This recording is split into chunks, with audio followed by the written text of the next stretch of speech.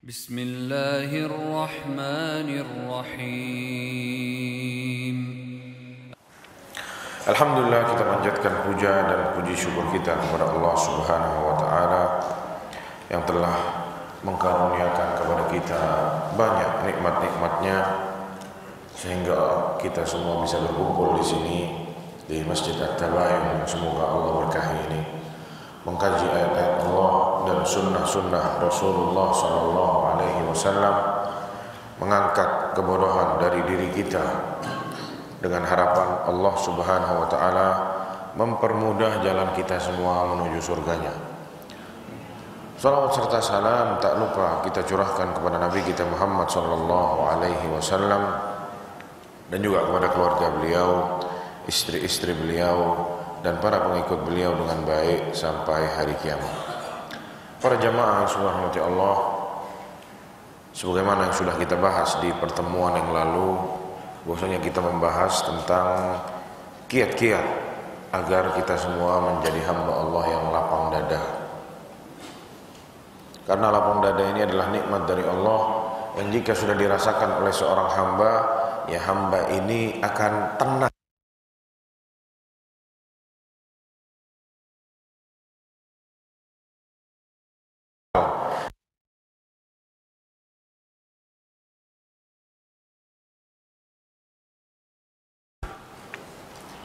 Makanya di luar orang mabuk-mabukan, ya pakai narkoba, cari teman-teman yang bisa menghibur dia siang dan malam.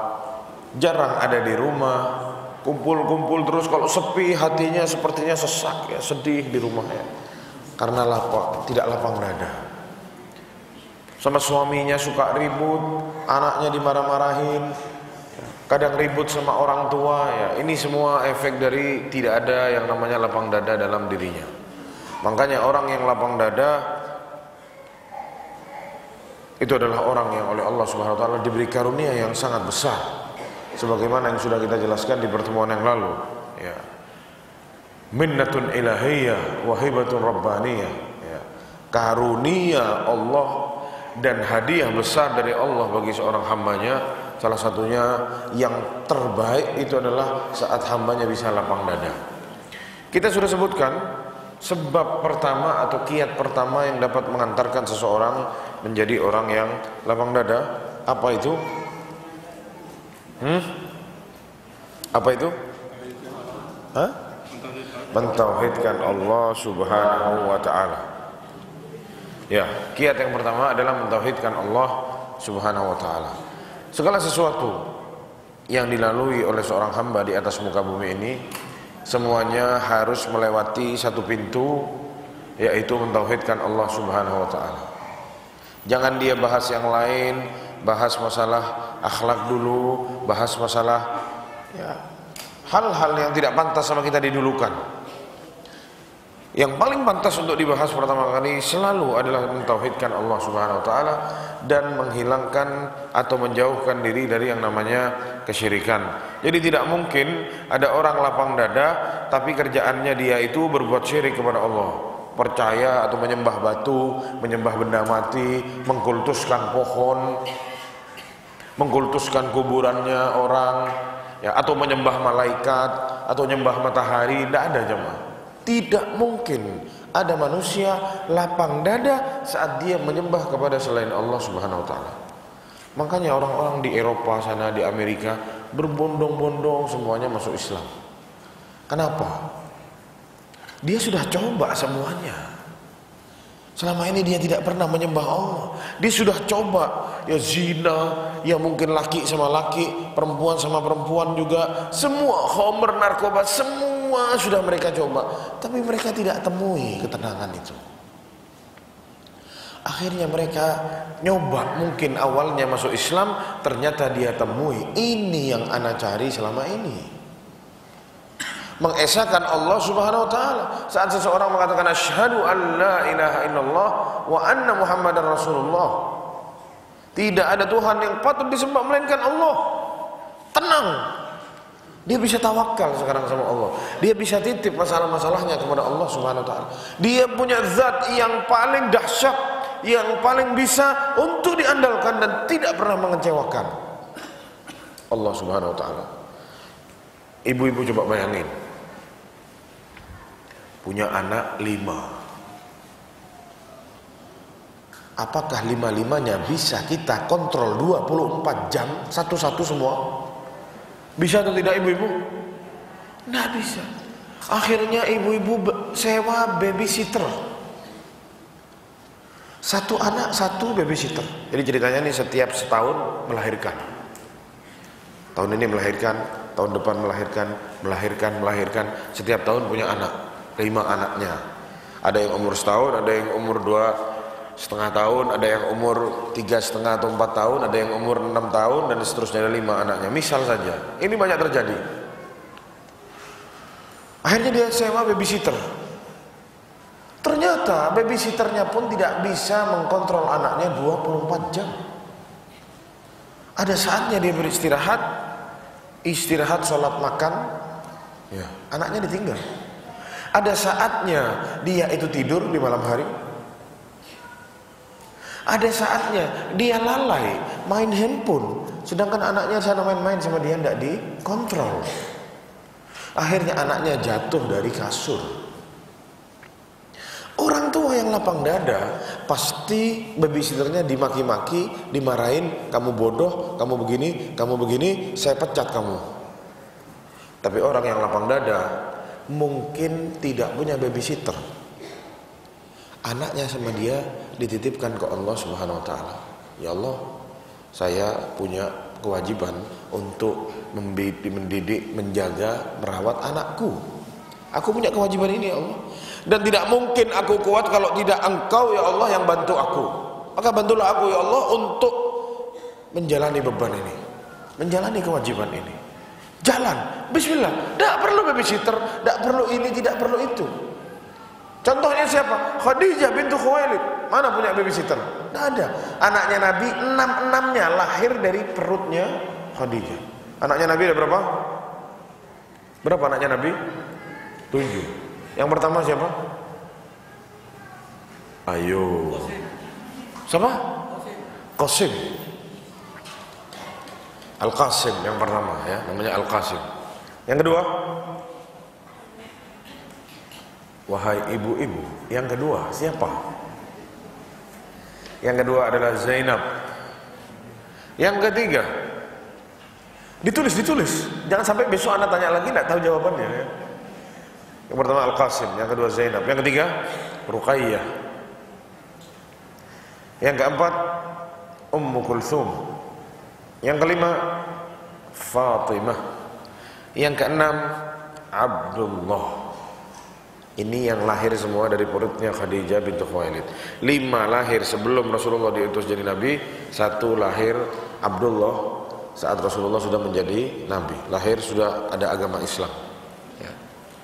Dan yang terakhir, yang ketujuh, Ibrahim.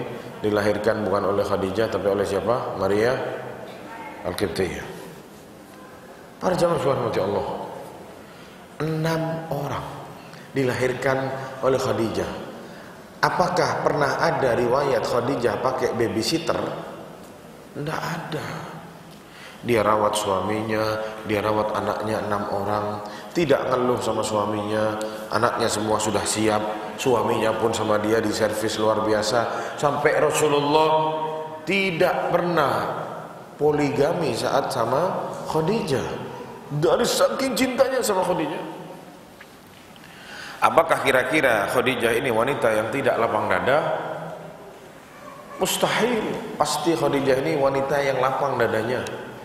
Dia menerima keluh kesahnya Rasulullah. Ya saya dibilang begini, saya ketemu sama makhluk besar, Jibril, saya disuruh baca Iqra. Dia cerita sama Khadijah. Mungkin Allah menginginkan keburukan kepada saya, kata Rasulullah. Sama Khadijah dikasih wejangan, dikasih perlipur lara, dikasih nasihat yang membuat Rasulullah itu semangat.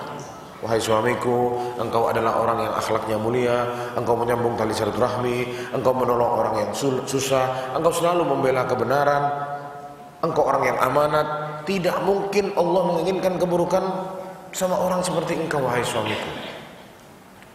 Dibuat ya, Rasulullah dibuat tenang hidupnya sama Khadijah. Apakah mungkin seorang Khadijah ini tidak lapang dada? Tidak mungkin. Pasti dia wanita yang lapang dada. Dan dilihat, ternyata Khadijah ini wanita yang pertama beriman kepada Allah Subhanahu wa taala, mentauhidkan Allah Subhanahu wa taala. Siapa yang pertama beriman sama Rasulullah? Khadijah yang pertama. Makanya lapang dadanya. Dia tahu seperti apa Allah Subhanahu wa taala. Tawakal kepada Allah, dia gantungkan semuanya kepada Allah, jadi tenang hidupnya. Tapi harus ada kiat yang pertama ini, mentauhidkan Allah Subhanahu wa taala. Jangan harap dia bisa tenang hidupnya kalau dia tidak mentauhidkan Allah Subhanahu wa taala. Segala sesuatu sama dia dipikir sendiri, stres, tekanan, ya, tugas di kantor, tanggung jawab ini, tanggung jawab itu, semua sama dia mau diurus sendiri. Gila lama-lama jemaah. Makanya di pagi hari ada zikir yang suka kita baca apa? Ya Hayyu Ya Qayyum bi rahmatika astaghits aslih li sya'ni kullah wa la takilni ila nafsi tarfata ain. Jangan pikulkan, jangan bikin aku bertawakal ya Allah pada diriku sendiri meskipun cuma sekejap mata aja. Jangan. Tawakal kepada Allah, pasrahkan kepada Allah supaya dada ini lapang ya, tenang, tidak terbebani. Kuncinya adalah mentauhidkan Allah dulu, nomor satu. Sudah kita bahas. Yang kedua disebutkan di sini adalah an-nur alladzi yakdifuhu Allahu fi qalbi 'abdihi.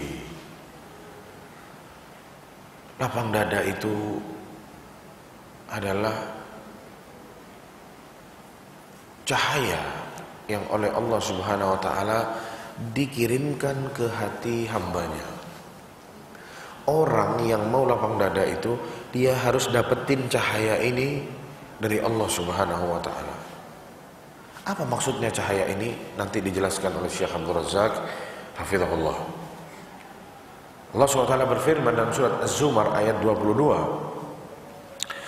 Afaman syaraha sadrahu lil Islam fahuwa ala nurin min rabbih. Bukankah orang yang Allah lapangkan dadanya untuk menerima Islam ini, bukankah mereka itu yang Allah berikan cahaya? Ya. Allah mengasih tahu orang yang lapang dada menerima agama Islam ini, bukankah mereka yang sudah Allah kasih cahaya dalam dirinya, dalam hatinya? Ada kata cahaya di sini, nur. Disebutkan oleh Syekh, fahuwa ala nurin amaddahu Allahu bihi. Orang yang lapang dada itu ada di atas cahaya yang Allah berikan kepadanya, minnatan wa fadla, karunia dari Allah dan keutamaan dari Allah untuk orang itu. Kalau orang sudah punya cahaya ini sudah tanda yang baik buat orang itu. Orang ini bisa lapang dada. Wa hadzan nur, dan cahaya itu adalah apa? Cahaya keimanan. Orang kalau tidak beriman kepada Allah, tidak punya cahaya iman dalam dirinya, mustahil dia bisa lapang dada. Jadi kunci yang kedua setelah membasmi kesyirikan, menjauhi kesyirikan, mentauhidkan Allah Subhanahu wa taala, yang kedua apa? Beriman kepada Allah Subhanahu wa taala, yakin kepada Allah Subhanahu wa taala, menjaga rukun iman yang 6. Rukun iman yang pertama apa? Beriman kepada Allah. Yang kedua, beriman kepada malaikat atau kitab? Malaikat. Yang ketiga, beriman kepada kitab-kitab Allah. Yang keempat, beriman kepada rasul-rasul Allah. Yang kelima, beriman kepada hari akhir. Yang keenam, beriman kepada al-qadha wal qadar, yang baik maupun yang buruk. 6 iman. Ini adalah cahaya. Dan ingat para jamaah, satu dari rukun iman ini luntur, maka semuanya luntur. Oh, saya beriman kepada Allah, saya beriman kepada malaikat, saya beriman kepada kitab-kitab Allah, saya beriman kepada Rasul-Rasul Allah, tapi ada satu Rasul yang saya rasa dia bukan Rasul. Apakah orang ini dikatakan orang beriman? Tidak. Allah SWT berfirman, "Kadzabat qaum Nuhil mursalin." Sungguh kaumnya Nabi Nuh telah mendustakan para rasul. Kita tanya, loh, kok bisa? Kan dia cuma ketemu sama satu orang. Dia mendustakan Nabi Nuh saja. Yang lain dia belum ketemu. Iya tuh enggak jemaah? Rasul yang pertama siapa? Nuh alaihissalam. Tapi sama Allah dibilang kaumnya Nabi Nuh itu telah mendustakan rasul-rasul. Padahal dia baru berjumpa dengan satu rasul. Dijelaskan sama para ahli tafsir, ini bukti mendustakan satu saja dari seorang rasul, dia dianggap sudah mendustakan semua rasul yang ada. Orang yang sudah mendustakan semua rasul berarti dia tidak beriman, tidak masuk ke kalangan orang-orang yang beriman. 7 atau 6 para jemaah, ini harus dijaga. Al-iman. Dan kita lihat hasil dari keimanan. Jadi keimanan itu para jamaah sekalian, selain dia bisa melapangkan dada seseorang, lebih dahsyatnya lagi orang yang beriman ini yang tertancap keimanan dalam dirinya. Ya, jadi ada satu kisah.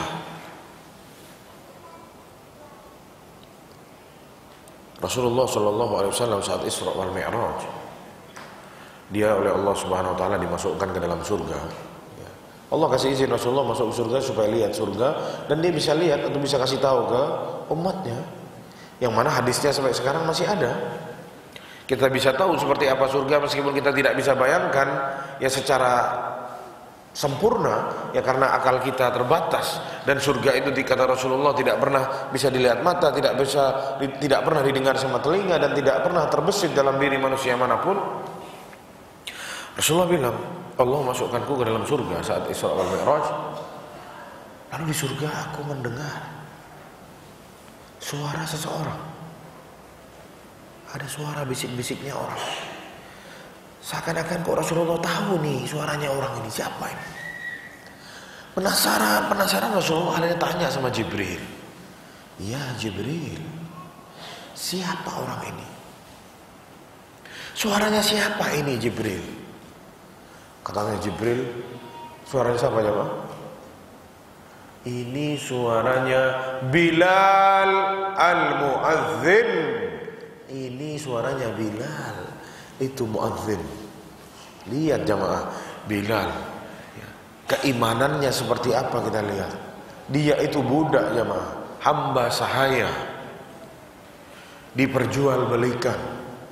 Suaranya ada di surga. Ada apa sama Bilal? Lihat saat beliau mendengar ada seorang Muhammad yang dikenal kejujurannya, akhlaknya, amanatnya, nasabnya yang tinggi, bilang dia ada seorang Rasul diutus sama Allah Subhanahu Wa Taala. Dia bawakan buktinya, ini wahyu dari Allah. Dia percaya sama Rasulullah SAW. Bilal termasuk dari orang-orang yang pertama masuk Islam. Ketahuan sama Umayyah, sama tuannya. Para jamaah sama Umayyah dibilang, Bilal, kamu ini budak, ya jangan macam-macam. Kamu tidak kayak Abu Bakar, Utsman bin Affan, Abdurrahman bin Auf dan sahabat-sahabat yang masuk Islam yang lain. Kamu lemah. Kamu ini budak. Ya. Taat sama saya atau kamu mau taat sama Muhammad? Pilih silahkan. Kamu lebih takut sama azab yang disebutkan sama Muhammad, azabnya Allah, atau azab tuanmu ini? Pilih. Bilal bilang, saya tidak akan keluar dari agama saya. Saya sudah beriman sama dia. Saya yakin bahwasanya Tuhan yang paling patut disembah adalah Allah, dan beliau Nabi Muhammad itu adalah utusan Allah. Beriman. Apa hasilnya di dunia?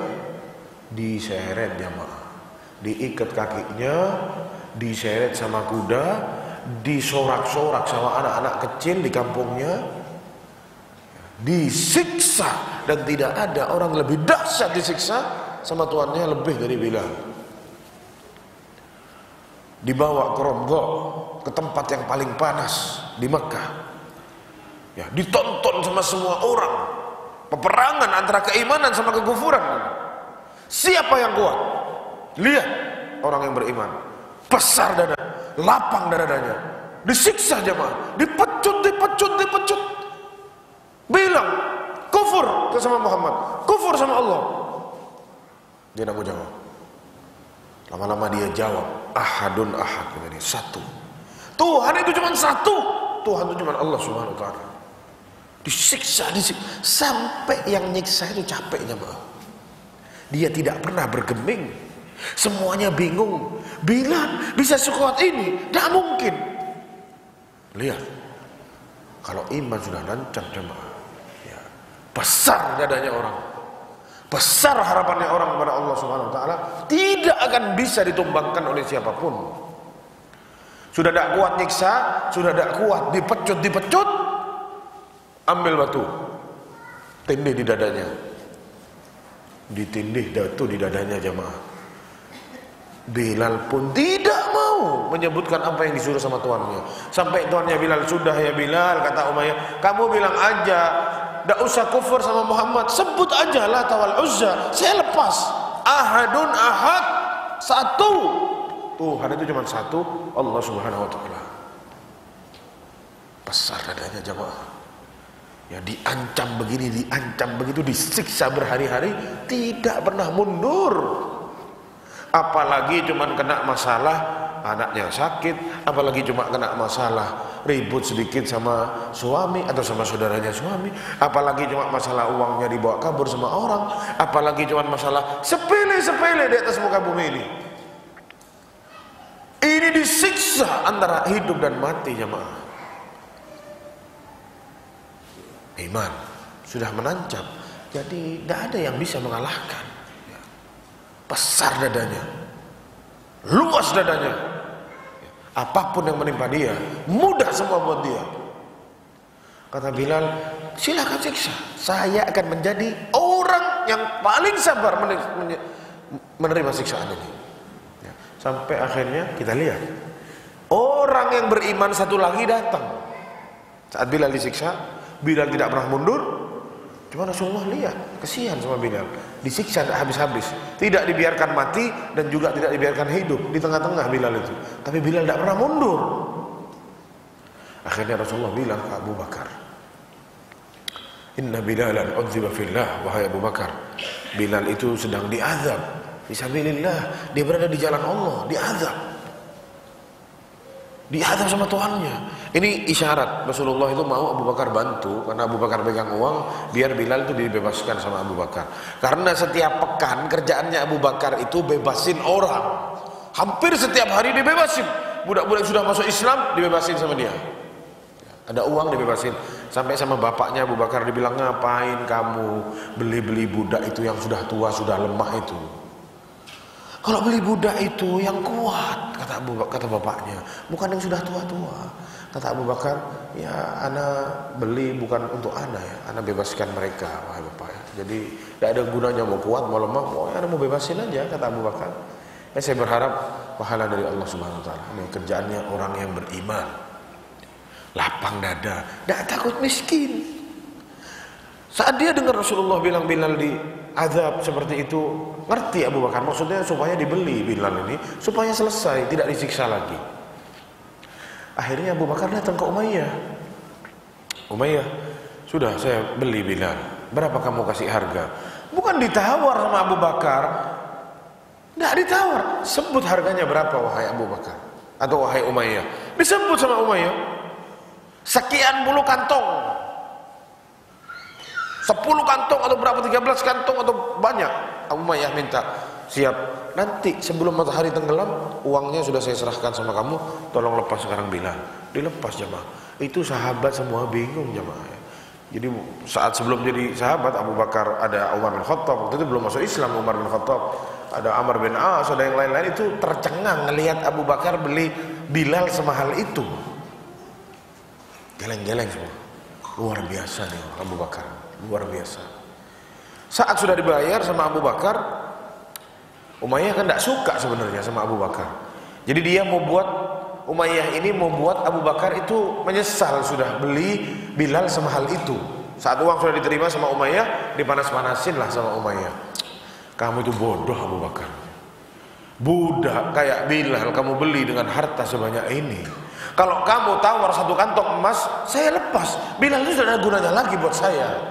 Katanya Abu Bakar, lihat, orang yang lapang dada jemaah, iman menancap dalam dirinya. Kata Abu Bakar, kamu yang bodoh. Kalau kamu minta lebih banyak, saya kasih, kata Abu Bakar. Kaget Umayyah. Hah? Kata Umayyah. Ya betul, saya yang bodoh berarti ya. Ya kalau kamu minta yang lebih banyak, saya kasih. Kamu minta segitu, ya saya kasih segitu. Ya. Sampai sekarang yang lebih menyesal Umayyah atau Abu Bakar. Ya. Ini jamaah al-iman, nur, cahaya yang sama Allah Subhanahu wa taala dipetikkan ke dalam hati seorang hambanya. Ini yang akan dihasilkan. Gimana kisahnya Asma binti Abi Bakar? Sampai punya apa namanya? Laqab. Punya nama lain, dikenal Dzatun Nitaqain. Dua tali. Ya. Kenapa sampai dibilang seperti itu? Dulu saat Rasulullah SAW mau hijrah dari Makkah mau ke Madinah sama Abu Bakar, sama bapaknya Asma. Rasulullah SAW atau bapaknya Asma itu bilang, nanti anterin saya bekal ya masuk ke dalam gua itu. Dan ternyata dia tidak menemukan sesuatu. Ya, atau saat bapaknya mau berangkat, bapaknya bingung mencari sesuatu yang untuk diikatkan, untuk bawa bekalnya. Untuk Rasulullah bawa barang-barangnya. Dilepas sama dia tali pinggangnya, dibelah dua sama dia, satunya dibuat ikat di sini, satunya dibuat ikat di sini. Dzatun Nitaqain, yang memiliki dua apa namanya? Kain, dua tali itu. Wanita ya, lagi hamil, nganter makanan ke atas Jabal Thur, naik ke atas gunung jamaah, nganter makanan ya, untuk Rasulullah SAW dan untuk bapaknya yang sedang bersembunyi di sana, yang sedang dicari hidup atau matinya. Didatengin rumahnya sama Abu Jahal, mana bapakmu? Tidak tahu. Ditampar jamaah sama Abu Jahal, Asma binti Abi Bakar. Ditampar. Ditanya dia sama kakeknya, sama bapaknya Abu Bakar, bapakmu itu pergi ninggalin harta enggak di sini? Kata Asma, oh ada wahai kakek, ini loh hartanya yang ditinggal. Buta bapaknya Abu Bakar. Sama Asma dikasih tempat biasa Abu Bakar naruh uang di situ, tapi diisi batu. Ini wahai kakek, coba dipegang, berat kan? Oh iya sudah bagus. Padahal isinya batu. Satu peser, Abah tidak ninggalin uang buat kita, sama Abah dibawa semua untuk bayar di jalan kalau ada apa-apa kepada Rasulullah SAW. Ya, dia tidak peduli sudah. Cinta sama Rasulullah lebih dari cinta sama yang lain. Dan Asma lihat, dia tidak murka, dia tidak cemberut. Wah Abah, Nabi terus lupa sama kita. Apa ada bahasa seperti itu? Tidak ada jamaah. Dia yakin orang yang bertakwa sama Allah, cinta sama Rasulullah SAW, lapang dadanya. Ya inilah tanda-tanda orang yang beriman. Para jamaah yang dirahmati Allah Subhanahu wa taala, fa idza fuqida hadzal nur min qalbil 'abd, maka jika seorang hamba kehilangan cahaya ini, kehilangan cahaya keimanan, maka dipastikan dhaqa wa haraja, sempit dadanya dan isinya masalah semua. Sesak dadanya, sempit hatinya, sedih terus, galau terus. Wasara fi adyaki sijnin wa as'abihi, dan dia seakan-akan berada di penjara yang paling sempit dan yang paling menyedihkan. Orang kalau sudah sempit dadanya, tak ketutup, tidak lapang dada, dia itu meskipun tinggal di rumah mewah, dia merasa ada dalam penjara. Makanya kita tidak kaget lihat mereka yang seperti itu bunuh diri. Anaknya, bapaknya sama ibunya ya seperti itu, dikit-dikit mau bunuh diri, dikit-dikit berantem, dikit-dikit mentalak istrinya, dikit-dikit ibunya ya nanti keluar tidak pamit sama suami, isinya keributan dalam rumah itu. Anaknya ngapain? Kalau dia pegang uang, dia beli narkoba untuk menenangkan dirinya yang sempit itu. Kalau tidak punya uang, beli apa jemaah? Beli pembalut, direbus, airnya diminum supaya ngefly. Ya. orang sudah ada iman dalam hatinya lebih bahaya daripada hewan, lebih sesat daripada hewan. Kata Rasulullah, inhum illa kal an'am bal hum adhal. Tidaklah mereka melainkan seperti hewan, bahkan lebih dahsyat lagi dari hewan. Betul firman Allah Subhanahu wa taala itu. Coba antum rebus itu, membalut, kasih ke hewan, suruh minum. Mau diminum enggak? Tidak ada yang mau jemaah. Bahkan lalat tidak akan hinggap di sana. Tapi sama orang diminum. Kalau bukan seperti itu, beli lem Airborne, disedot, biar rusak kepalanya supaya bisa hayal-hayal kemana-mana. Terjadi atau tidak ini?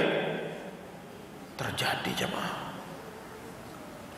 Persis seperti yang dikatakan oleh Syekh di sini. Kalau hilang cahaya keimanan ini, dia akan seperti berada di penjara yang paling susah dan yang paling sempit. Dhaqa wa haraja, sempit dadanya, sesak dadanya. Makanya kata Syekh di sini, maka nasib seseorang hamba itu dalam lapang atau sempitnya dada itu kembali ke cahaya itu tadi. Cahaya apa? Cahaya keimanan. Dikatakan oleh Al-Hafidh Ibnu Rajab rahimahullah, beliau mengatakan fal qalbul ladzi dakhalahu nurul iman. Hati yang sudah masuk ke dalamnya cahaya keimanan dan lapang dadanya gara-gara keimanan itu, hamba itu akan hidup selalu di atas kebenaran. Hamba itu akan selalu hidup di atas ketenangan. Hamba itu akan selalu terima keputusan dan takdir Allah Subhanahu wa taala. Hamba itu akan selalu lari dari yang namanya kebatilan. Hamba itu akan selalu benci sama yang namanya kebatilan. Dan hamba itu akan selalu menolak yang namanya kebatilan. Di mana ada kebatilan, dia tidak mau ada di situ. Dia tahu di perkumpulan ini banyak teman-temannya yang membawa racun dan virus, dia tidak mau duduk di sana. Dia akan tegur temannya, kamu salah, ini bahaya, ini maksiat, ini dosa, ini tidak boleh kita terus-terusan lakukan. Ayo kita berhenti, jangan kita teruskan hal-hal seperti ini. Itu orang yang sudah sama Allah Subhanahu wa taala dikasih keimanan, dikasih cahaya ini. Masuk ke dalam hatinya cahaya itu yang akan terjadi bagi hamba tersebut. Hidupnya benar, hidupnya tenang, dia akan terima semua takdir Allah Subhanahu wa taala. Dia akan lari dari kebatilan, dia akan benci sama kebatilan, dan dia tidak akan pernah terima kebatilan. Makanya kata Syekh Abdul Razak di sini, walihada, maka dari itu yang bagi 'alal 'abdi, sepantasnya bagi setiap hamba, ayyatma'a fi hadzal nur, dia harus selalu berharap diberi cahaya ini sama Allah Subhanahu wa taala. Harapan yang sangat besar, tamak kepada cahaya ini. Jangan tamaknya sama dunia, uang, kemewahan dan lain-lain. Itu semua hina para jamaah. Kita disuruh tamak sama ini. Tamak sama cahaya keimanan. Wa yarju min rabbih ay yaj'alahu minal ladzina akramahumullah binuril iman. Dan dia benar-benar berharap dari Allah Subhanahu wa taala agar Allah menjadikan dia hamba-hambanya yang dimuliakan dengan cahaya keimanan. Berharap sama Allah. Sebagaimana firman Allah Subhanahu wa taala dalam surat Al-Hujurat ayat 7 sampai ayat 8. Kata Allah Subhanahu wa taala, walakinallaha, akan tetapi dialah Allah, habbaba ilaikumul iman, yang menjadikan kalian cinta sama keimanan, wa zayyanahu fi qulubikum, dan menjadikan iman itu sebagai perhiasan di hati-hati kalian. Dan dialah Allah yang membuat wa karraha ilaikum, membuat kalian benci sama yang namanya kekufuran, kefasikan dan kemaksiatan. Ya, ini para jamaah sekalian bukti bahwasanya iman itu datangnya dari Allah. Jadi kita harus minta sama Allah Subhanahu wa taala agar kita selalu jadi hamba-hambanya yang beriman. Berharap dengan jujur, ya Allah, berikan pada hatiku cahaya keimanan. Berharap dengan jujur. Karena kata Rasulullah SAW, intasdukillah yasdukka. Kalau kamu jujur sama Allah, minta sesuatu jujur, ingin sama itu yang diminta, Allah akan kasih yang kamu mau. Para jamaah yang semoga rahmati Allah Subhanahu wa taala, maka kita harus meminta kepada Allah agar selalu Allah ini memperbarui keimanan kita dalam hati kita. Agar kita selalu jaga keimanan ini sama Allah Subhanahu wa taala, dan kita harus menempuh sebab-sebabnya agar iman kita ini selalu terjaga, agar cahaya ini semakin terang dalam hati kita. Para jamaah yang Allah Subhanahu wa taala, Rasulullah sallallahu alaihi wasallam bersabda, "Innal imana la yakhluqu fi jawfi ahadikum kama yakhluqu ath-thawbul khaliq. Fas'alullah ay yujaddidal imana fi qulubikum." Sungguh iman itu ada dalam hati seseorang dalam kalian sebagaimana kalian itu pakai baju itu. Ya. Orang semuanya pakai baju jemaah. Ya, tidak ada telanjang orang pakai baju. Sama iman itu ada dalam diri kalian sebagaimana kalian pakai baju itu. Maka kata Allah, fas'alullah ay yujaddidal iman fi qulubikum. Maka mintalah kepada Allah agar Allah selalu yang memperbarui keimanan kalian. Baru terus, maksudnya baru, barang yang masih baru itu masih seger jemaah. Yang sudah lama ya sudah layu. Dan iman itu bisa naik dan bisa turun. Makanya kita minta dikasih keimanan terus, seger terus keimanannya, supaya kita ini bisa jadi orang yang lapang dada. Ya, para jemaah, orang yang ingin dijaga keimanannya oleh Allah, ingin diperkuat keimanannya oleh Allah, ingin imannya itu terus bertambah, bukan kurang, itu ada sebab dan kiat-kiatnya. Secara ringkas saya sebutkan, ya, mungkin bisa ditulis. Kiat yang pertama, agar Allah menambahkan iman kita, itu adalah menuntut ilmu agama Islam. Itu kiat yang pertama. Tidak mungkin ada orang yang naik terus keimanannya, tapi dia tidak tahu ilmu agama ini, tidak mau menuntut ilmu agama ini. Itu yang pertama. Poin yang kedua adalah bertafakkur dan bertadabbur terhadap ayat-ayat, bukti-bukti kebesaran Allah Subhanahu wa taala. Gunung, langit dan bumi semuanya, ini semua tanda kebesaran Allah Subhanahu wa taala. Harus terus sama kita dipikirkan. Ayat-ayat Al-Qur'an sama kita dikaji, supaya kita semakin yakin bahwasanya Allah Subhanahu wa taala itu adalah Tuhan semesta alam ini dan Tuhan yang paling berhak untuk disembah. Ya, itu juga dapat menambahkan keimanan seseorang. Dan yang ketiga adalah memperbanyak amal soleh. Orang kalau mau kuat imannya, dia harus memperbanyak amal soleh. Insya Allah kalau ada kesempatan nanti, kalau kita sudah selesai membahas pembahasan lapang dada ini, kita akan bahas insya Allah kiat-kiat menambah keimanan dan juga hal-hal yang dapat merusak keimanan. Dan para jamaah, sudah 3 ya tadi. Apa yang dapat menambahkan keimanan? Ya, belajar ilmu syar'i. Ya. Yang mana di dalamnya ilmu syar'i itu ya ada belajar tentang Al-Quran, belajar tentang sunnah Nabi, belajar tentang sirah Nabi, atau belajar tentang tauhid asma wa sifat, ya. Mengetahui tentang nama-nama Allah dan sifat-sifat Allah. Ini pengaruhnya sangat dahsyat bagi keimanan seseorang. Lalu belajar sirah An-Nabawiyah, dia kaji sirah An-Nabawiyah. Lihat, kita dengar ceritanya para sahabat, naik keimanan luar biasa, dahsyat. Kita dengar ceritanya Rasulullah, naik keimanan kita. Belajar sirah tentang sahabat dan para salafus saleh, termasuk di dalamnya belajar ilmu syar'i. Ya. Ini harus kita jaga semua para jemaah. Dan kita belajar tentang hukum-hukum dan kebaikan dalam agama Islam ini. Ya, itu 5. Jadi apa? Ilmu syar'i itu belajar tentang Al-Quran dan tafsirnya, belajar tentang asma'ullah was sifat, belajar tauhid secara umum dan belajar nama-nama Allah, mengkaji nama-nama Allah dan sifat Allah. Yang ketiga, belajar tentang apa? As-sirah an-nabawiyah. Yang keempat, belajar tentang apa? Sirahnya para sahabat dan para salafus saleh.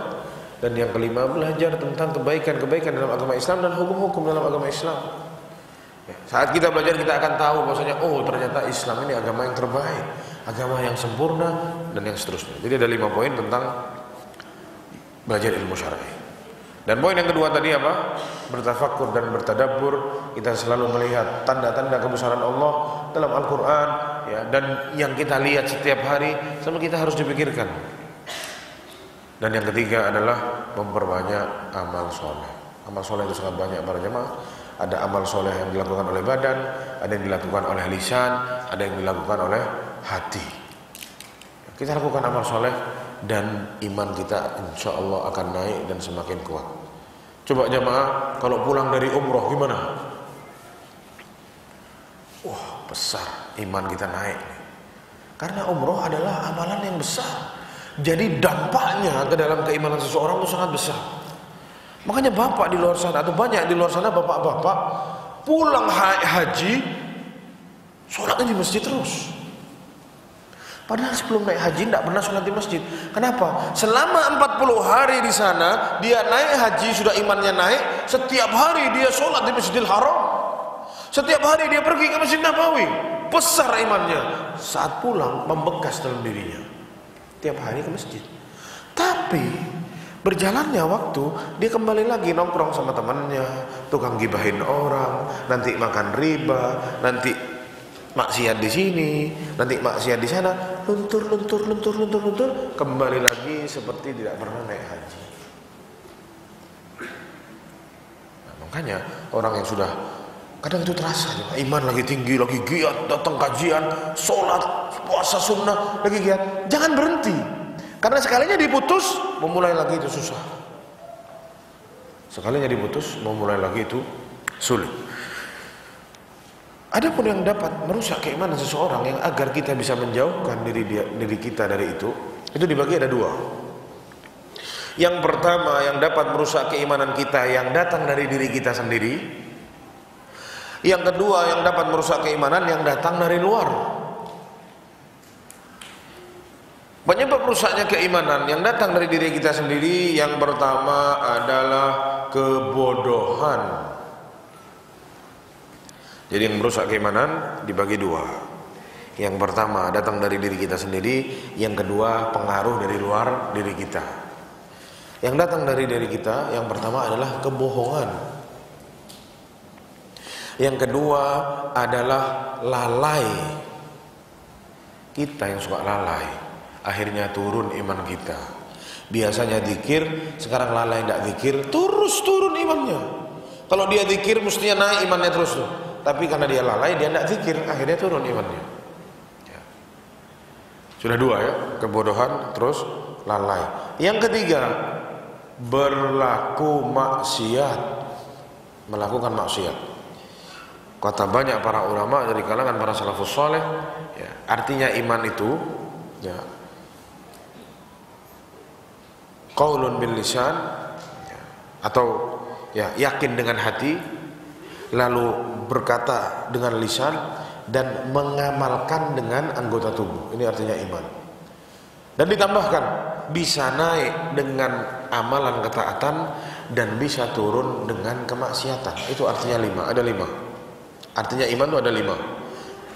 Jangan dihapus salah satu. Ya, meyakini dengan hati, mengatakan dengan lisan, mengamalkan dengan anggota tubuh. Bisa naik karena amal soleh dan bisa turun karena maksiat. 5 artinya keimanan. Sekarang para jamaah, kita bahas barusan yang dapat merusak keimanan, yang datang dari diri kita. Sudah berapa poin kita tulis barusan? 3 ya. Kebodohan, lalai, suka maksiat. Dan yang keempat adalah tabiat manusia yang suka berbuat buruk.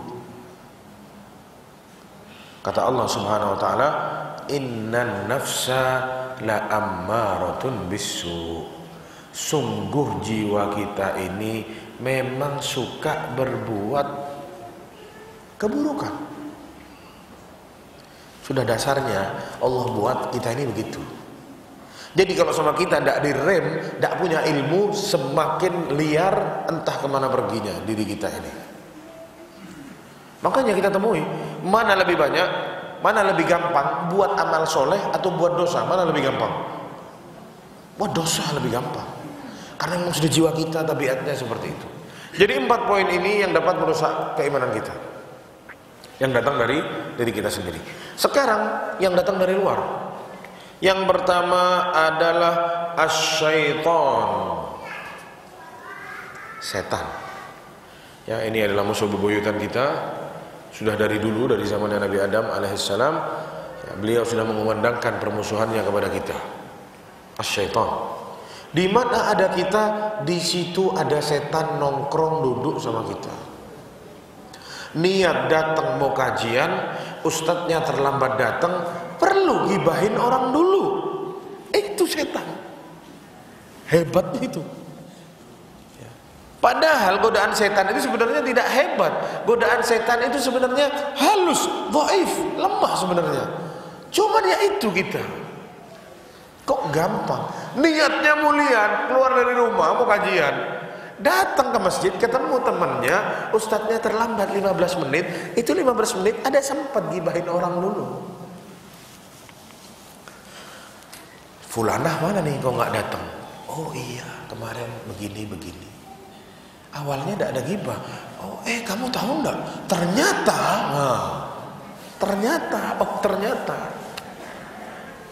dirusak niat baiknya sama setan. Lihat, sadar tidak sadar banyak itu terjadi. Yang pertama setan.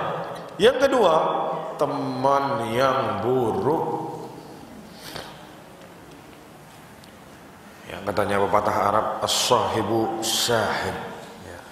Sohib itu, teman itu dia menarik seseorang. Seperti apa kawannya, dia tidak akan jauh berbeda seperti itu dia. Makanya kata Rasulullah, al-mar'u ala dini khalilihi. Seseorang itu berada di agama kawannya. Falyadhur ahadukum man yukhalil. Maka perhatikan siapa teman kalian. Jangan terus kita sok jago. Oh, Anda sudah ngaji, teman Anda bejat, tidak apa-apa Anda duduk sama dia. Jangan jemaah. Cepat atau lambat, luntur semua yang kita punya itu. Luntur yang kita punya. Mau ngaji 10 tahun, Anda ada cerita, ini benar jemaah. Anda kenal sama orangnya, tapi Anda sudah lama tidak ketemu sama dia. Dulu beliau ini orang awam, akhirnya ngaji. Datang mengaji, menuntut ilmu, masya Allah. Ya dalam setahun dia tobat, dia tahu dia pendosa, dia tobat kepada Allah Subhanahu Wa Taala, belajar agama, sudah mulai orang laki, mulai melihara jenggot, ya dia mulai berperawakan syar'i, sholat di masjid luar biasa. Ya, atau afwan, sebelumnya orang ini tinggal di satu kota kecil, karena di kota itu ya dia ngerasa ya kerja kurang, ini kurang, akhirnya dia hijrah ke ibu kota. Di ibu kota dia punya teman-teman yang bejat-bejat semua jemaah. Ini belum hijrah ceritanya dia masih awam. Di ibu kota dia teman-temannya tukang kelabing, ya narkoba, mabuk-mabukan, perempuan-perempuan, gonta-ganti setiap pekan ya. Party di sini, party di sana. Ya dia terbawa dong. Asik. Dengan uang seadanya Anda bisa diajak sama teman-teman ya, party gratis dan lain sebagainya. Rusak dahsyat luar biasa. Di kampung dia tidak sebejat itu, tapi saat datang ke sini sangat bejat. Tapi di tengah jalan dia berpikir, kalau saya begini terus, saya tidak kira nikah-nikah, saya tidak punya keturunan. Mau sampai kapan begini pesta-pesta? Akhirnya dia mulai ngaji. Ngaji, dia temui bahwa saya selama ini dia adalah pendosa, ada banyak dosanya, ada takut tidak diampuni sama Allah, takut mati dan lain sebagainya. Akhirnya dia ngaji, dia sudah berubah sekarang. Tapi terus godaan temannya ini besar, yang membuat dia keluar dari kota besar ini, pindah ke kota yang lain, mengamankan agamanya. Akhirnya pindah dia, pindah ke kota lain, kerja, Masya Allah orangnya dikenal baik. Namun ada 1-2 masalah yang membuat dia harus kembali ke kota ini. Kembalilah dia, kayaknya dia terpukul sama satu masalah, ditipu orang atau gimana ya, habis hartanya di kota itu, dia pulanglah ke kota ini, ke kota asalnya. Bukan kota yang pertama tadi, tapi kota besar yang sama dia sempat ditinggali di situ. Berharap dia dapat orang-orang teman-teman baik yang bisa mengayomi dia, yang bisa membangun lagi bisnis sama-sama. Sampai di sini, dia bukan ketemu sama orang-orang baik, dia malah ketemu sama teman-teman yang dulu. Sekarang rusaknya jamaah lebih dahsyat dari yang dulu. Dengan perawakan syar'inya itu, dia minum khamr. Allah Maha Pengampun kata dia, minum khamr. Perempuan-perempuan lagi, diulang lagi semua, hancur hidupnya. Lihat, ini pengaruh apa? Kawan. Falyanzur ahadukum, perintah dari Rasulullah. Ada lamul amr di sana. Lihat betul-betul sama siapa kalian berkawan. Karena kita tidak mungkin duduk berkawan sama orang kalau kita tidak cocok sama orang itu. Pasti ada kecocokan ya, jadi kalau teman kita orang soleh dan kita tidak soleh, mustahil kita cocok sama orang itu. Pasti suka ribut, oh jangan sok alim, jangan sok tahu, pasti kita begitu. Jadi kita harus perbaiki diri kita para jamaah. Kalau kita orang yang gampang ya, kita ini manusia gampang terbawa sama orang ya, semua kita sama. Jadi jangan main-main duduk di tempat-tempat berapi atau duduk di tempat-tempat di tepi jurang. Kalau sudah terjerumus, sulit bagi kita untuk kembali. Para jamaah yang dirahmati Allah, sebab hancurnya iman yang ketiga itu adalah al-fitan, fitnah-fitnah, harta benda, kedudukan dan yang lain-lain. Terutama untuk laki-laki, fitnah wanita ini dapat merusak keimanan seseorang.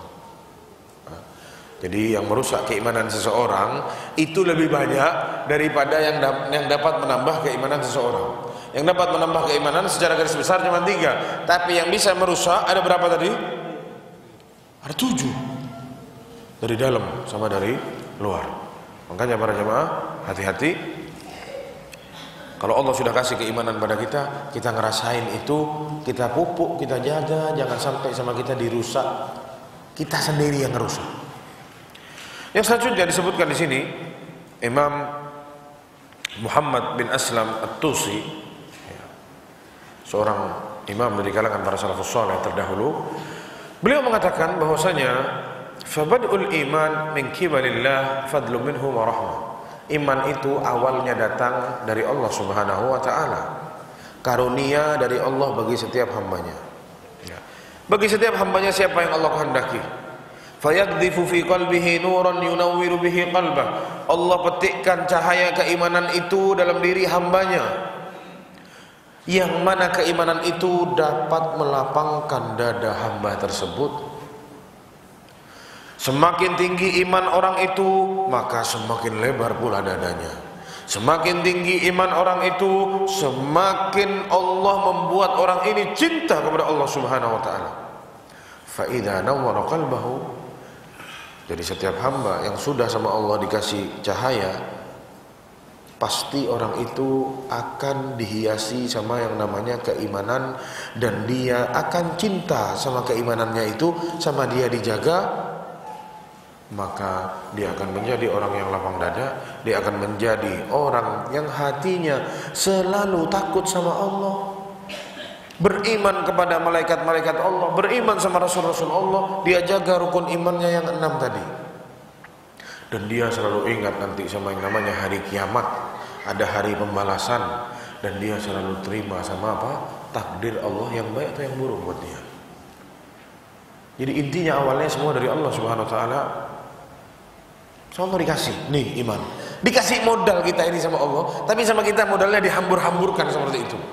Berarti siapa yang salah? Kita yang salah jemaah. Anak kasih tahu barusan poin yang dapat merusak iman itu supaya jangan sampai sama kita dihambur-hamburkan iman ini. Sama Allah sudah dikasih, sama kita dihambur-hamburkan. Allah kasih rezeki kita supaya kita bisa naik haji, supaya kita bisa umroh, bisa ibadah-ibadah yang besar. Allah kasih modal kita keimanan. Jadi jangan sama kita dirusak. Karena kalau sudah imannya orang rusak, dampaknya merusak banyak. Contoh suami rusak imannya, dampaknya buat diri dia atau buat yang lain juga? Buat yang lain. Istrinya nanti ikut rusak, anak-anaknya, apalagi cucu-cucunya lagi, terus ada satu kaum nanti rusak karena kerusakan satu orang. Bahaya para jemaah sekalian. Makanya keimanan harus dijaga, karena keimanan ini adalah salah satu sebab orang dilapangkan dadanya sama Allah Subhanahu wa ta'ala. Lalu Syekh Abdul Razak bin Abdul Muhsin menjelaskan di sini bahwasanya fa idza amana al-qalbu wa syahida al-lisanu amilatil jawarihu fa ata'at amrullah. Dan seseorang kalau sudah yakin dalam dirinya, beriman sama Allah, dan nanti dia akan lafatkan keimanannya itu dengan lisannya, maka pasti badannya akan ringan untuk taat sama Allah Subhanahu wa ta'ala. Saat dia sudah beriman, dia lapang dada, turun nih perintah dari Allah. Gampang gak buat dia ngerjain? Gampang. Ini haram, jangan dimakan, dengan mudah dia, oh ini haram, pinggir, gak usah. Lain sama orang-orang yang sempit dadanya karena dia tidak beriman sama Allah Subhanahu wa ta'ala.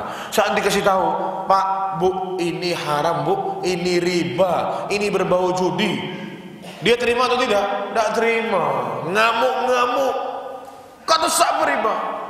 Menurut saya ini riba. Subhanallah. Dia mau jadi ulama sekarang. Menurut saya, dia mau berfatwa sekarang. Hasil dari kerasnya hatinya, hasil dari sempitnya hatinya. Mau sampai kapan tidak berhijab? Loh, yang dihijabi hati dulu. Semenjak kapan Allah nyuruh hatinya dihijabi? Adakah perintah, wahai manusia, hijabi hatimu? Ada? Tidak ada jemaah. Yang disuruh hijabi itu ya auratnya disuruh tutup. Kalau hati ada di dalam sana, tidak usah ditutup. Hati itu mestinya lapang, bukan sempit ditutup, bukan. Tapi inilah orang-orang yang sempit dadanya, tidak beriman sama Allah. Saat diperintahkan sesuatu sama Allah, berat mau taat sama Allah Subhanahu wa ta'ala. Sulit mau taat kepada Allah Subhanahu wa ta'ala. Ketemunya sama yang salah-salah terus, ketemunya sama yang batil-batil terus, dikasih temen yang toksik, penyakit, virus. Ini saat orang tidak punya iman ya. Dan subhanallah, orang seperti ini sama Allah itu diulur jemaah, jangan salah. Apa yang dia mau sama Allah biasanya dikasih. Orang yang beriman, orang soleh itu sama Allah dikasih ujian-ujian supaya dia tetap lurus di atas siratal mustaqim. Dia perlu sama ujian, ditabrak sama ujian, kembali lagi dia ke jalan yang benar. Sudah nanti mau nyelengseng, ditabrak lagi supaya kembali ke iman, kembali ke siratal mustaqim. Tapi orang-orang yang tidak punya iman, kayaknya gampang hidupnya. Dia cari kerjaan, dapat aja. Disukain sama banyak laki-laki, diharap sama banyak laki-laki. Teman-temannya asyik, banyak, ngajak jalan ke sini, jalan ke sana, healing di sini, healing di sana. Ya itu, sama Allah diulur terus. Mau apa? Healing ini, ayo ini. Mau kemana? Eropa, jalan-jalan. Nih ada duit, kasih, jalan. Dapat diskon lagi dari pihak maskapai, silahkan berangkat. Diulur sama Allah. Makanya kata Allah dalam surat Al-An'am, falamma nasu ma dzukkiru bihi, saat dia semua lupa kepada apa yang sudah diingatkan oleh Allah kepada mereka, lupa sama Al-Quran, lupa sama keimanan, lupa sama Allah, kata Allah apa? Saat mereka sudah lupa, apa kata Allah? Kami sulitkan hidupnya, kami tidak kasih uang lagi, kami tidak kasih rezeki lagi, kami jadikan dia orang sakit-sakitan. Tidak.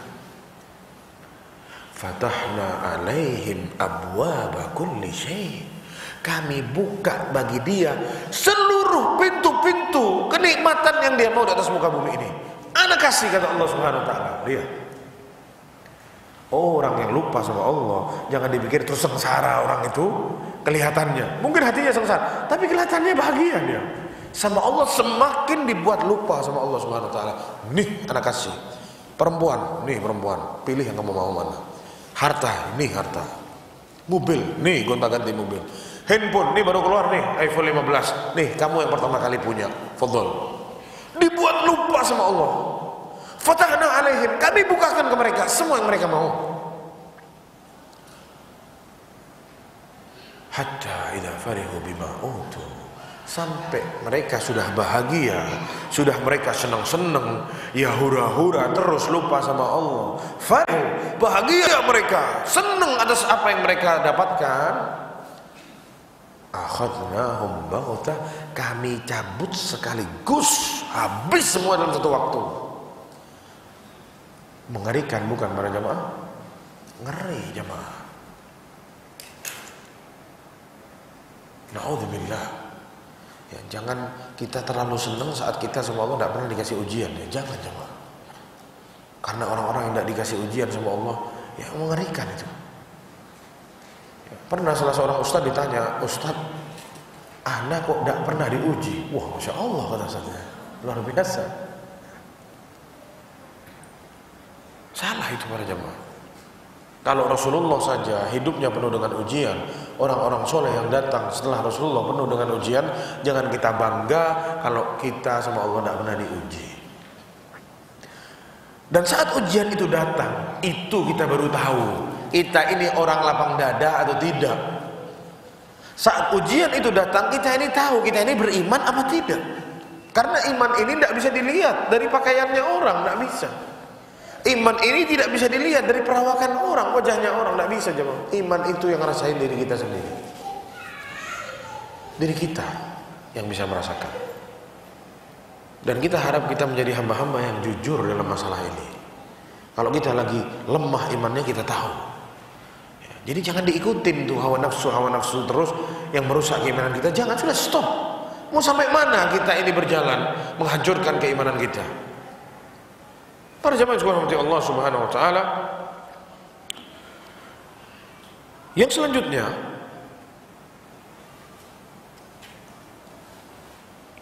akan kita jelaskan bagaimana ya dampak keimanan bagi seorang hamba yang dapat membuat hamba itu lapang dadanya.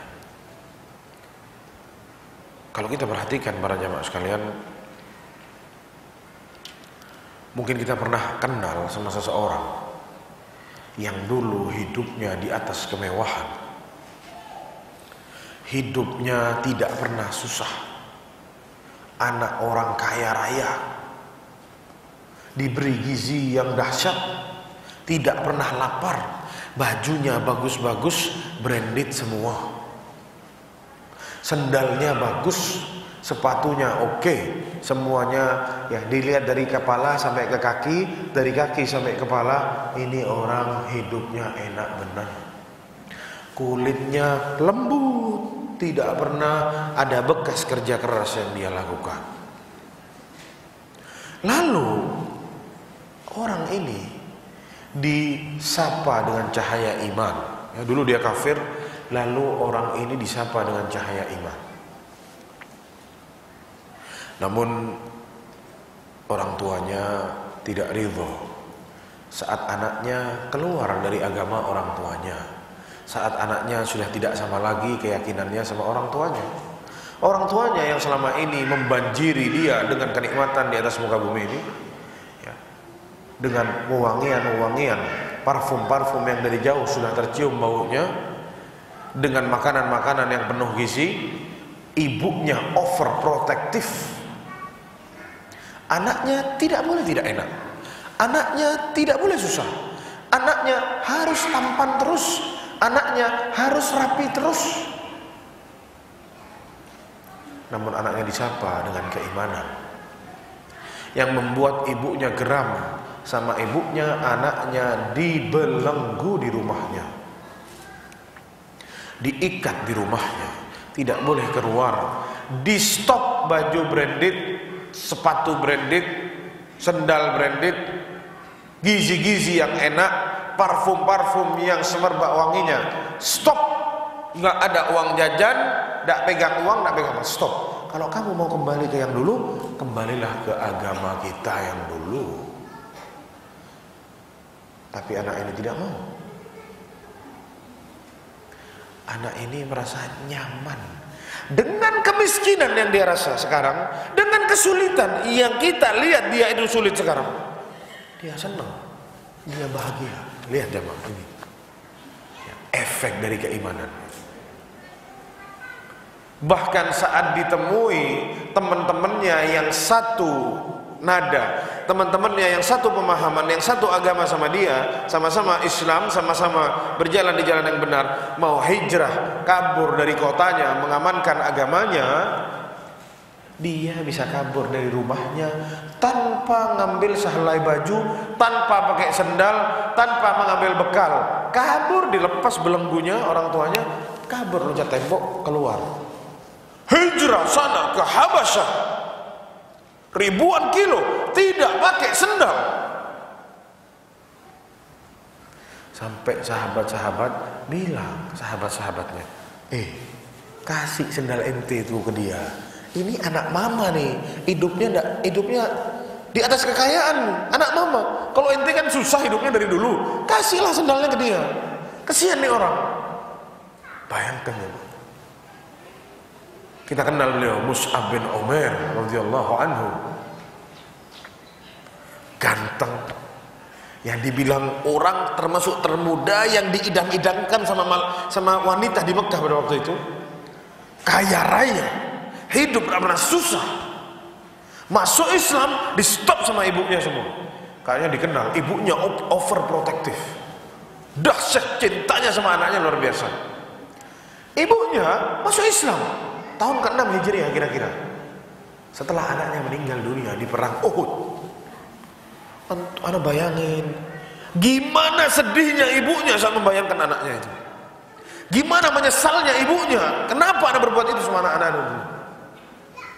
Rasulullah itu jamaah sampai nangis saat ngasih tahu para orang-orang Ansor yang ada di Madinah yang tidak kenal siapa Mus'ab bin Umair. Kata Rasulullah, saya tahu gimana ibunya cinta sama dia, saya tahu gimana ibunya membanjiri dia dengan nikmat-nikmat.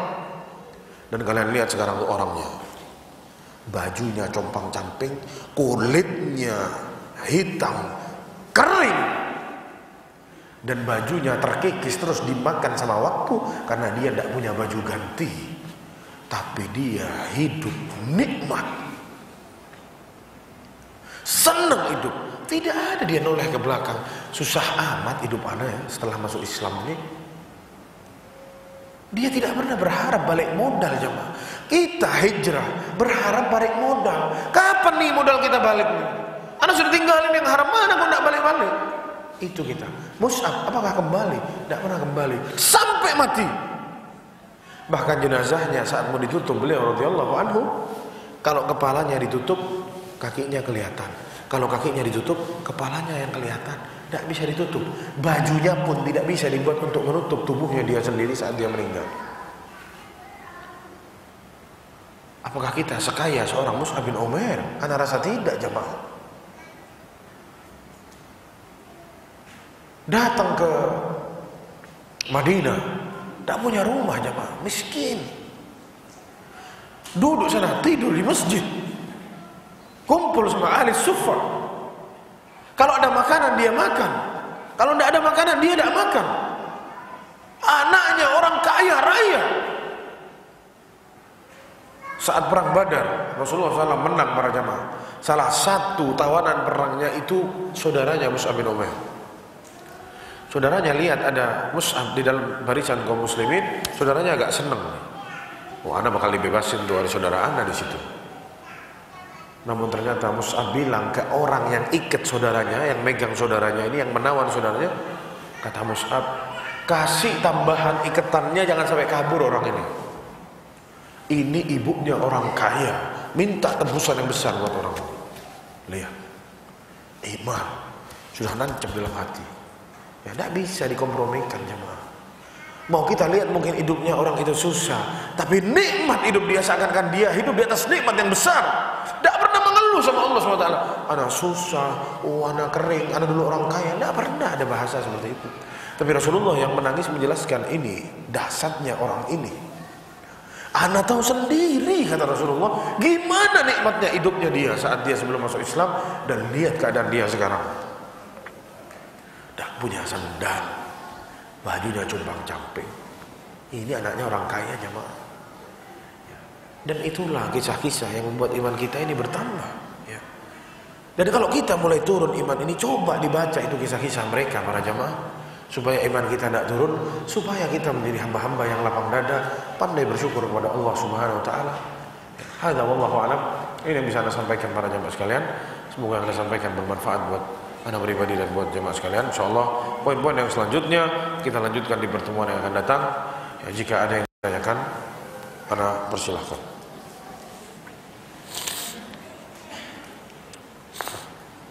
Sudah ada 5 pertanyaan di sini yang masuk.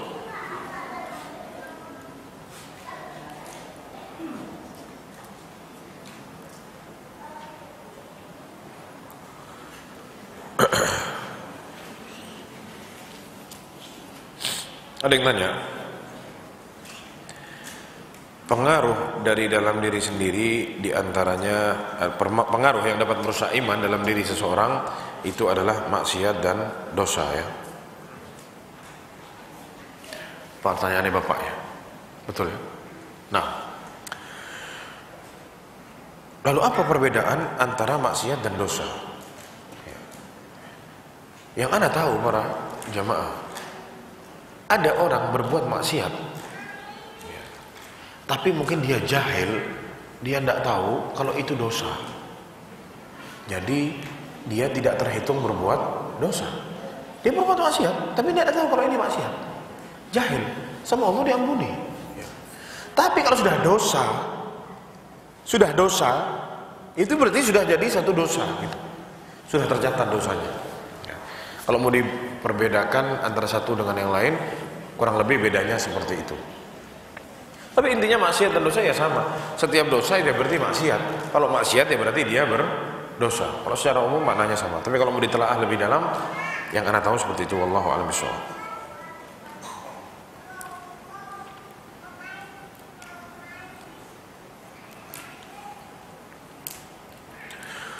Ustaz, saat ini untuk masuk ke pelataran Ka'bah terbatas, hanya untuk jamaah yang memakai pakaian ihram untuk mengambil ibadah umrohnya. Bagaimana jika jamaah sudah selesai mengambil umroh tapi berkeinginan untuk dapat tawaf dan sholat di pelataran Ka'bah? Ya, jamaah tersebut memakai kain ihram lagi supaya bisa masuk pelataran Ka'bah. Apa hukumnya hal tersebut? Ya, ini kemarin ditanyakan kepada seorang syekh, ya, saat kita umroh ada syekh yang ditanyakan ini. Ya, sekarang tawaf itu, selagi kita bisa tawaf dimanapun, ya sama-sama saja ujung-ujungnya kita sedang bertawaf. Mau dia tawaf di piringan Ka'bah situ, atau dia mau tawaf di lantai yang kedua, dia sama-sama sedang bertawaf. Pahalanya ya sama. Bukan kalau tawaf di piringan situ pahalanya lebih gede dari yang kalau tawaf di lantai 2, enggak, sama. Semuanya sama-sama apa? Tawaf. Itu yang pertama. Yang kedua, apakah itu bukan namanya ada berbau menipu? Kita menipu para penjaga, apalagi kita nipunya di Masjidil Haram. Gimana menipu seseorang di Masjidil Haram? Gimana jemaah? Kita bawa diri seakan-akan kita mau umroh, ya, padahal kita tidak mau umroh, sudah selesai umrohnya. Ya, ini juga perlu dipertimbangkan para jemaah. Di sana orang buat dosa, dosanya dikali lipat 100.000. Buat amal soleh, ya, atau sholat di sana, atau bukan 100.000 dosanya dikali lipat, tapi dosanya akan semakin besar. Karena semakin suci tempat itu, semakin baik tempatnya, berbuat dosa di situ maka semakin dahsyat, dosanya semakin besar. Ya, itu saja, Anda rasa itu sudah menjadi jawabannya. Yang kedua, di sini ada pertanyaan, objek wisata di Saudi daerah Al-Ula yang menurut info adalah satu tempat yang harus dihindari orang muslim, apakah itu benar Ustaz? Bagaimana kita mengunjunginya? Apa hukumnya Ustaz? Nah, Al-Ula sesuatu yang diperdebatkan oleh para ulama.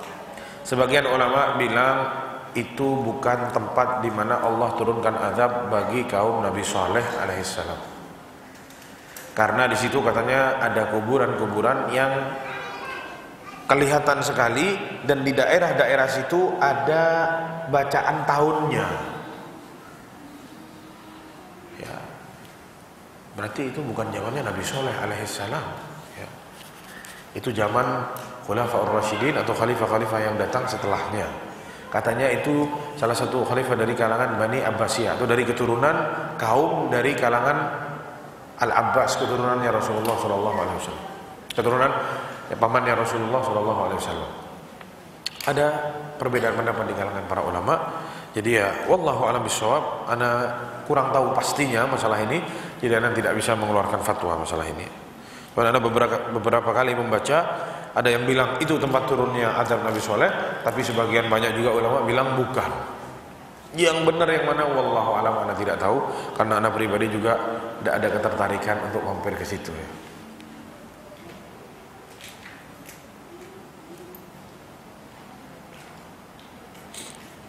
Assalamualaikum, apakah berdoa meminta kepada Allah untuk merubah takdir diperbolehkan? Ya, doa itu insya Allah bisa merubah takdir. Ya, doa aja sama Allah, tidak usah minta takdirnya dirubah, sudah. Katanya Allah, ya, rufi'atil aqlam wa jaffatis suhuf. Kata Rasulullah SAW, penanya sudah ditarik, kertasnya sudah kering, sudah selesai. Dan itu jangan sama kita dipikir jamaah. Jangan-jangan takdir anak masuk neraka, tidak usah dipikir.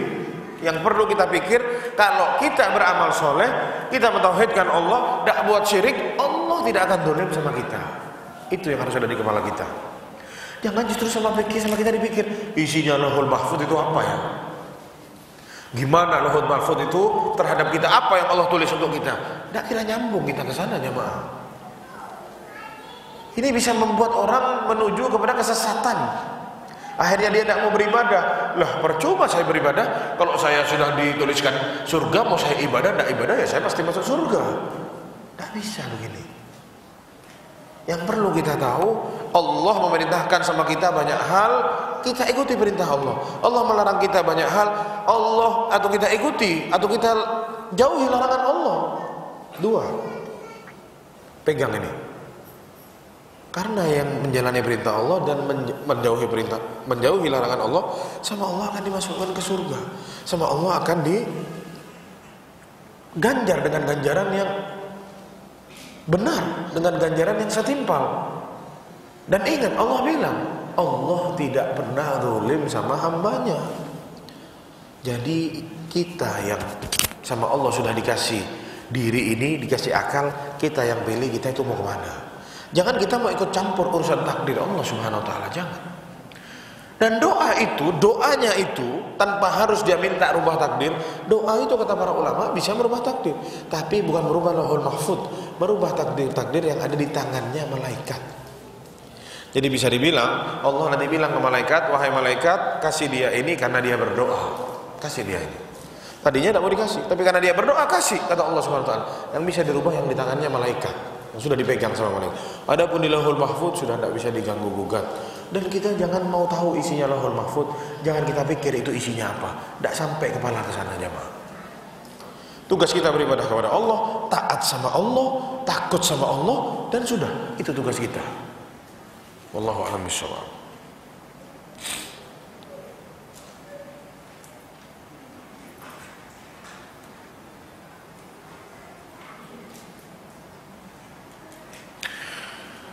Assalamualaikum, izin bertanya, di poin rusaknya keimanan yang datang dari diri kita sendiri, salah satunya adalah tabiat manusia yang suka berbuat buruk.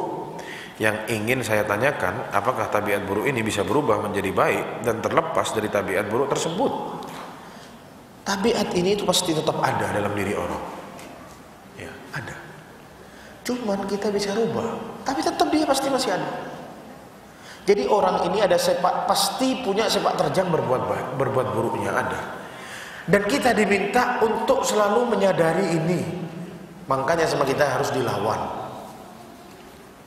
Karena kita punya sepak terjang bisa berbuat buruk, dengan mudah berbuat buruk, maka kita harus ingat-ingat terus, hati-hati, kita ini tabiatnya suka berbuat jelek. Jadi sama kita harus dilawan terus-menerus sampai mati. Cobaan kita itu datang para jamaah dari segala penjuru.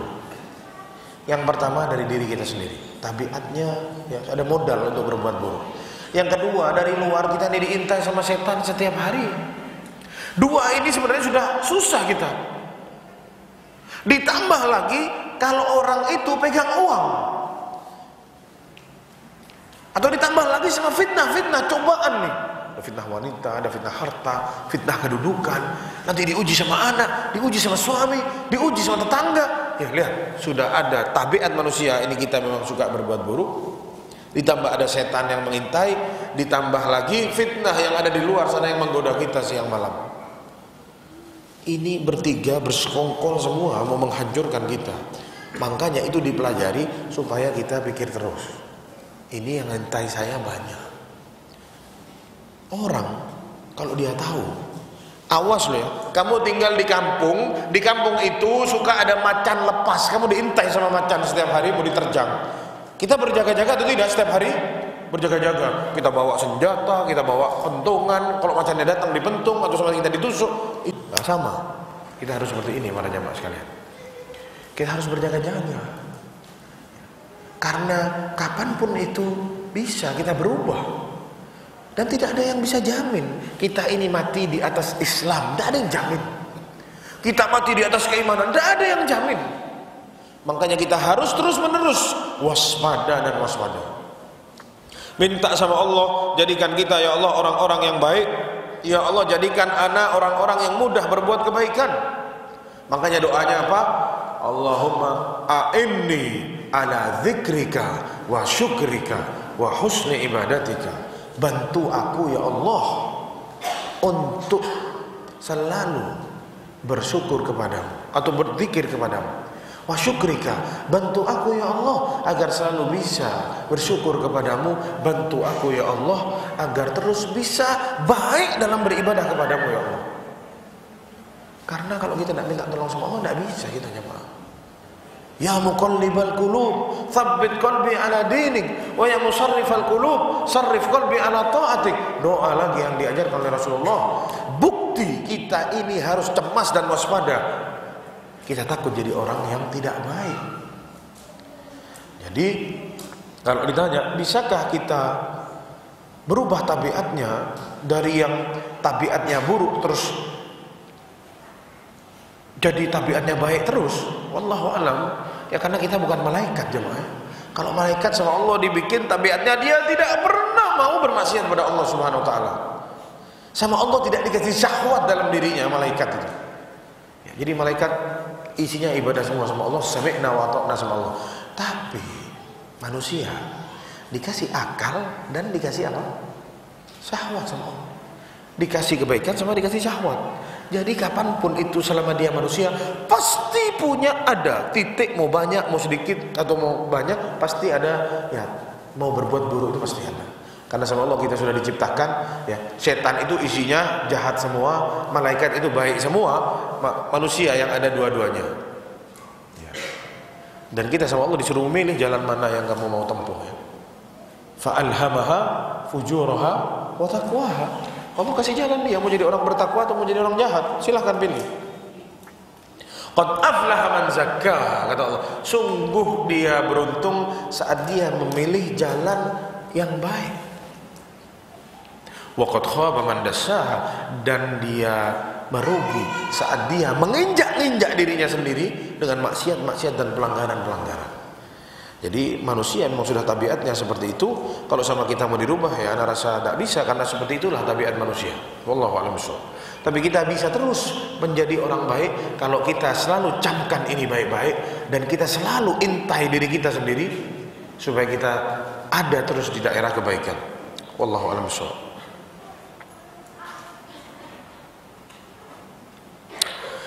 Kalau orang yang sudah pintar tetapi belum mau berhijab, apakah orang itu berarti imannya belum mantap? Contoh fulanah ya, titik-titik inisial N. Kita semua tahu kalau beliau sangat smart, dari keluarga yang luar biasa, pintar semua. Ya, para jamaah, pintar itu tidak semuanya dapat membuat orang beriman kepada Allah Subhanahu wa taala. Bahkan ditemui banyak orang pintar tersesat menyesatkan orang, bahkan kepintarannya buat dia tidak percaya sama Allah Subhanahu wa taala. Lihat itu ahli-ahli filsafat ya. Ngomong ke barat ke timur, tidak yakin Allah itu ada. Buat apa terus pintar? Jujur, ana lebih baik bodoh tapi ana beriman sama Allah daripada ana pintar tapi ana kufur kepada Allah, ana tidak percaya sama Allah Subhanahu wa taala. Ya, jadi tidak semua orang pintar itu sama Allah dikasih hidayah. Tidak semua orang pintar dia itu benar, tidak semua. Maka ditemui banyak orang-orang jenius tidak percaya sama Allah Subhanahu wa taala. Semua sama dia dipikir sama akalnya sendiri, menurut akalnya tidak masuk akal, oh berarti tidak ada. Ya, naudzubillah. Jadi itu yang bisa ana jawab, wallahu a'lam bishawab.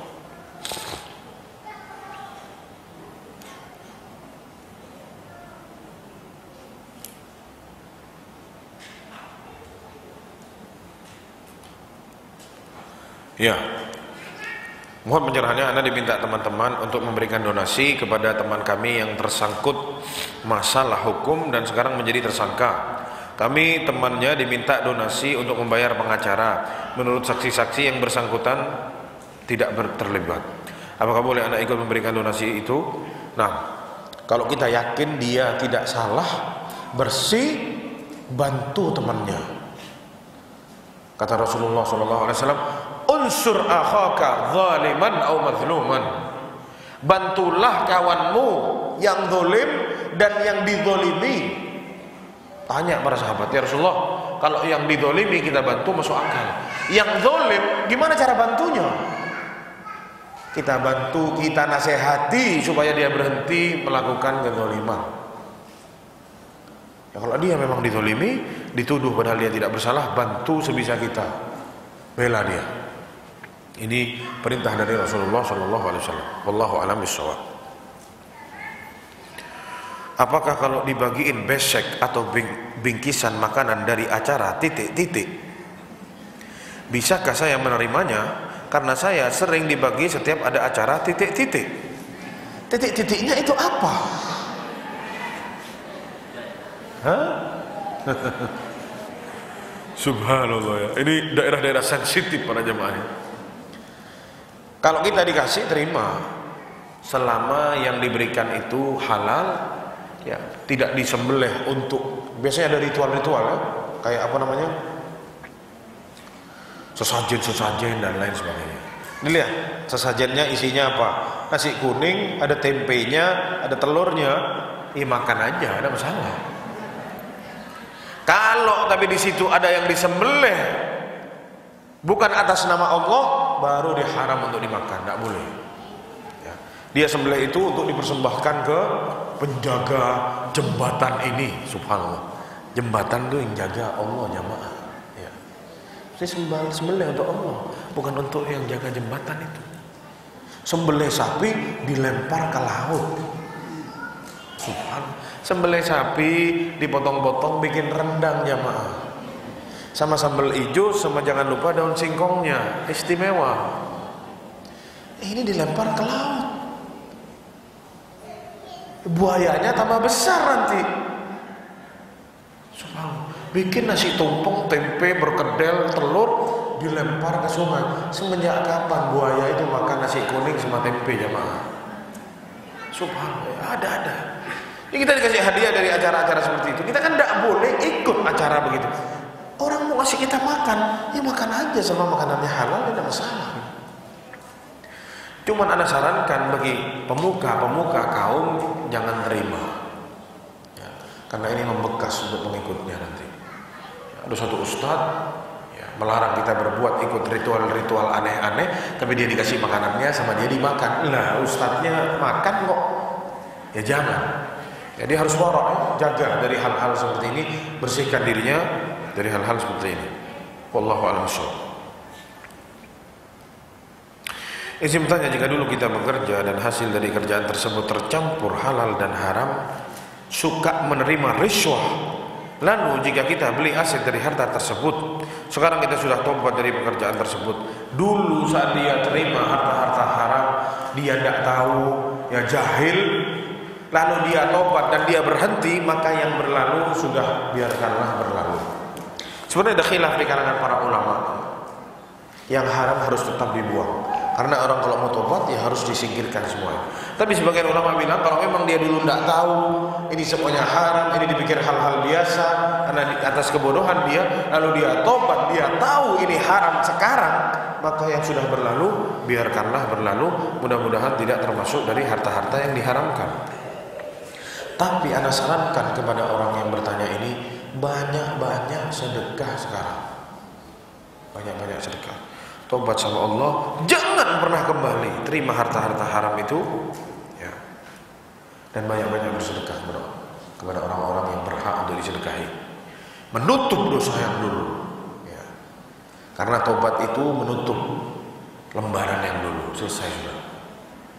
Kecuali dia pura-pura tidak tahu, dia tahu itu haram, tapi sama dia diterjang, maka dia harus hitung kira-kira berapa hartanya yang dia dapatkan dari yang haram, dan dia sedekahkan itu tanpa dia niat itu untuk sedekah, tanpa berharap pahala, ya, karena dia tahu ini harta tidak pantas untuk diambil, dia sedekahkan, selesai, tanpa berharap pahala, karena hartanya harta tidak halal. Tapi benar-benar dia dulu jahil, tidak faham, yang dipikir ini harta-harta yang boleh dikonsumsi, lalu dia tahu, lalu dia tobat, maka yang sudah berlalu, ya sudah, biarkanlah berlalu, jangan pernah diulang lagi. Mudah-mudahan harta-harta itu tidak termasuk dari harta-harta yang haram.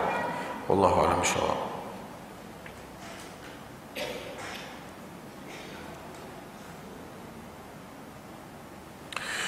Ustaz mau bertanya, apakah perlaku maksiat bertobat akan diterima tobatnya? Jelas, Allah yang suruh tobat.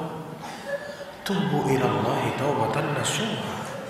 Bertobatlah kepada Allah tobat yang benar, bukan tobat di mulut saja tapi hatinya tidak mau tobat. Makanya syarat diterimanya tobat ada 3. Yang pertama apa? Menyesali, atau dia berlepas diri atau ikhlas bertobat kepada Allah, tidak ada niat yang lain selain bertobat kepada Allah SWT. Yang kedua, berlepas diri dari dosa tersebut dan memutus jalan-jalan yang mengantarkan kita ke dosa itu.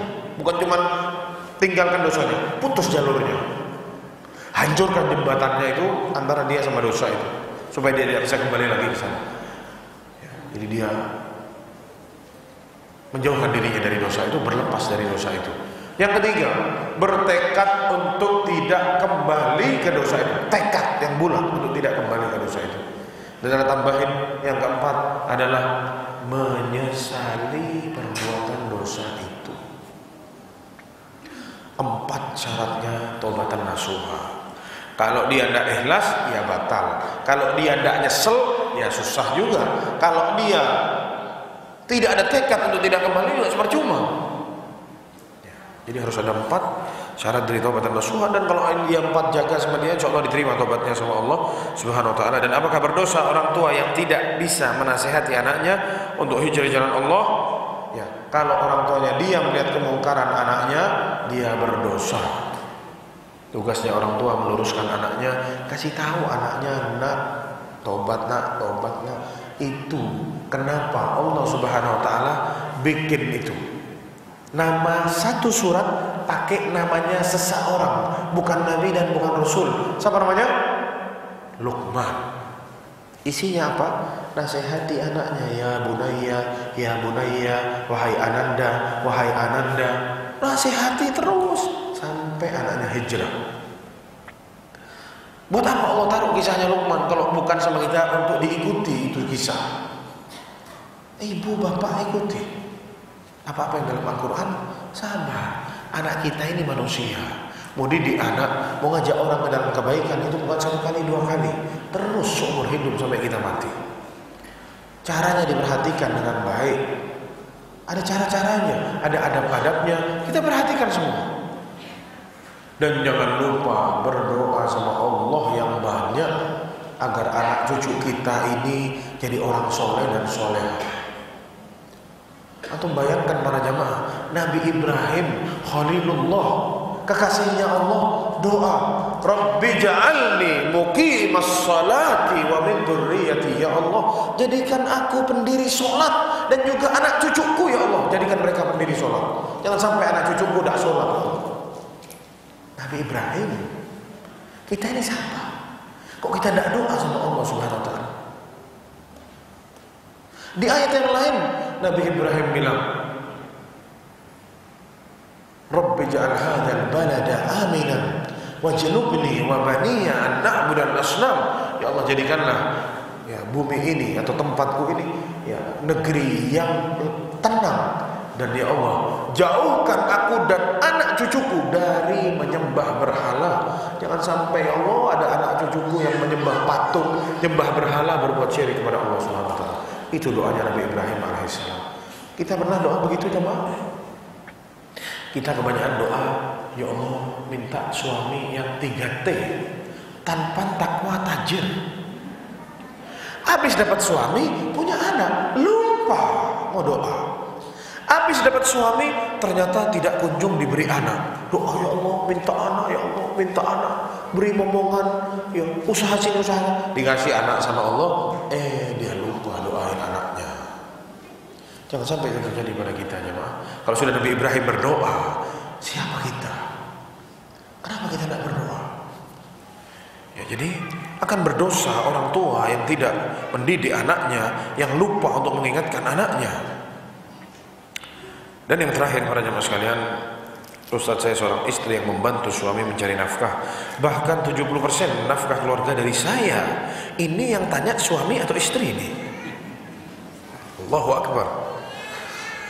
Saya bekerja menjemput anak, mengurus rumah, sehingga waktu saya full sibuk dari bangun tidur subuh sampai tengah malam baru selesai beraktivitas. Kelelahan sehingga saya beribadah tidak khusyuk. Tapi jika saya badannya fit, tidak kelelahan, saya bisa beribadah insya Allah dengan baik. Pertanyaan saya, kalau saya berlapang dada, saya melepas pekerjaan saya untuk kebaikan, bolehkah? Lantas bagaimana ekonomi keluarga saya? Jangan dilepas dong.